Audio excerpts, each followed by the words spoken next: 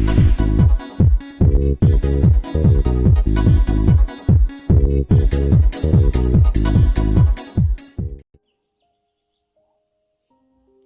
दोस्तों, नमस्कार। स्वागत है आप सभी का ऑनलाइन स्टडी यूके में। सीरीज क्या आप जानते हो में बात करेंगे। आज का टॉपिक है हमारा Y2K संकट। Y2K संकट अभी चर्चा में क्यों है, हम बात करेंगे। तो Y2K संकट क्या था। 1999 में Y2K संकट आया था, तो उसके बारे में पूरी जानकारी हम आपको देंगे।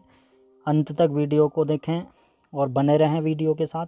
तो आइए बात करते हैं Y2K संकट के बारे में। Y2K संकट क्या है। नंबर 1, वर्तमान में चर्चा में क्यों है Y2K संकट, और Y2K संकट का निस्तारण कैसे हुआ, ठीक है, इसके बारे में बात करेंगे। इसके बाद Y2K संकट क्या है। Y2K संकट जब साल 1999 ख़त्म हुआ तो उस समय कंप्यूटर डिफ़ॉल्ट रूप मतलब एक बग, कंप्यूटर बग के रूप में अगले साल को 1900 करने वाला था, ठीक है।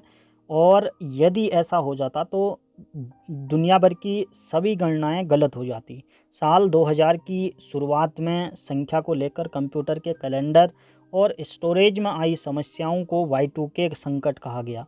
Y2K में जो Y का मतलब है ईयर से है, 2 का मतलब है 2 और K का मतलब है हज़ार, यानी कि 2000, ठीक है। सन 2000 हो गया। तो पूरी दुनिया में इस बात की चिंता थी कि साल 2000 में प्रवेश करते ही कंप्यूटर काम करना बंद कर देंगे। Y2K संकट को मिलियन बग भी कहा गया, क्योंकि दुनिया भर के कंप्यूटर में तारीख को लेकर बग आने वाला था और दुनिया भर की सरकारों ने इस समस्या से निपटने के लिए अरबों डॉलर्स खर्च किए।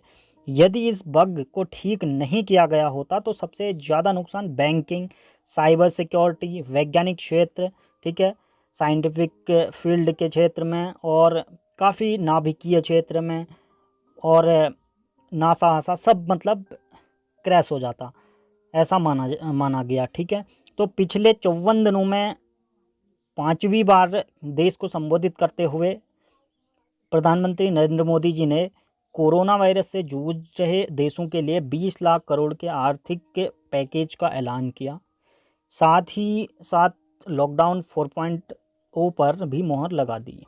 33 मिनट के संबोधन के दौरान मंगलवार को प्रधानमंत्री ने इस शताब्दी के शुरुआत में आए Y2K के संकट का जिक्र किया।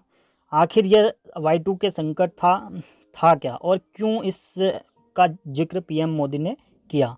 तो Y2K को समझेंगे। इलेक्ट्रॉनिक कंप्यूटिंग की प्रारंभिक दौर के बाद लगभग पूरी दुनिया में कंप्यूटर सिस्टम में साल को प्रदर्शित करने के लिए 4 की जगह 2 अंकों का प्रयोग ही होता था। Y2K का जो साल ईयर को प्रदर्शित करता था तो वही 2 के 2000 को प्रदर्शित करता था। सन 1999 ख़त्म होकर 2000 की शुरुआत होने वाली थी, लेकिन दुनिया भर में के कंप्यूटर सिस्टम 31 दिसंबर 1999 से आगे का साल बदल पाने में सक्षम नहीं थे।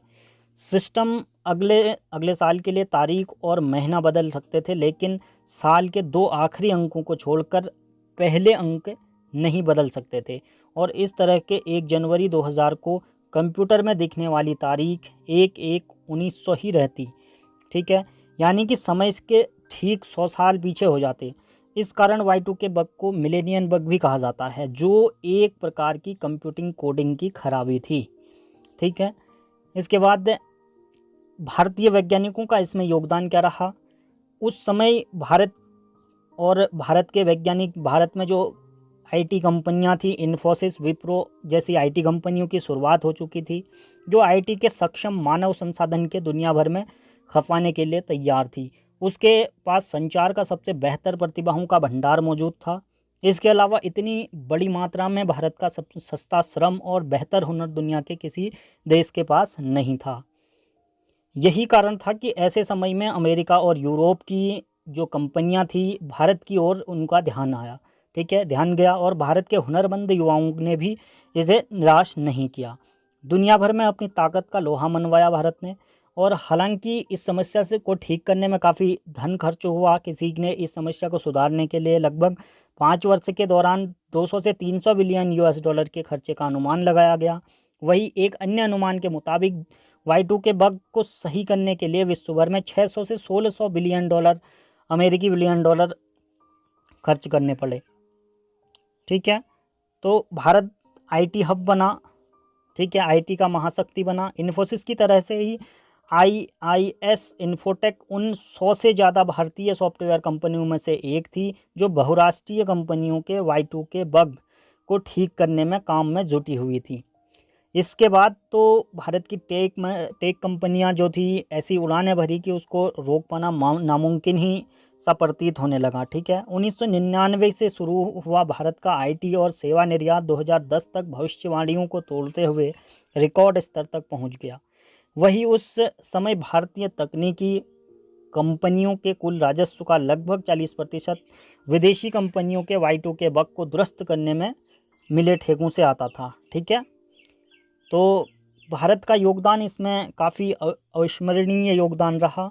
भारत ने अमेरिका के नज़रों में काफ़ी, जो 1999 के बाद परमाणु परीक्षण किया गया था पोखरण में, उसकी जो तलखी थी उसे पाटने, उसके जो दूरियां को पाटने का काम किया इसमें आईटी सेक्टर ने।